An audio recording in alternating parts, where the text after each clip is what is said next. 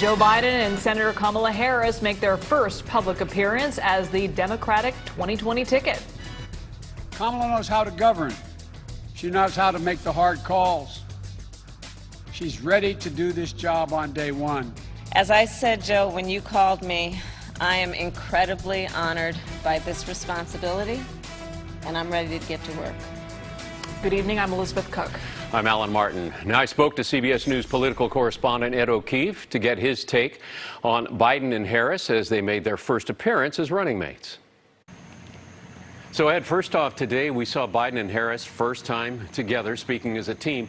Could you pick up on a chemistry there? Do these two really like each other? You know, it's hard to pick up on anyone's chemistry and body language these days because we're really not allowed to have it.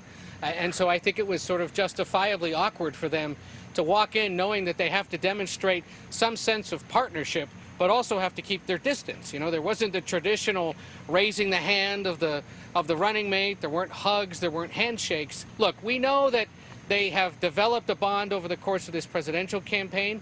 We know that they were aware of and knew each other to some extent, the way political leaders do before all of this began.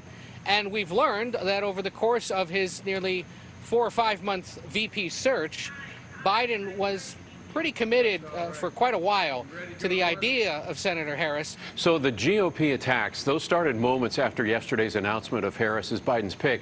How important is it now for the Biden-Harris campaign to define Kamala Harris to the country before the Trump campaign does that? Incredibly important, which is why today's appearance focused so much on her biography and on what she has done, not only as a prosecutor in California, but also simply as a person.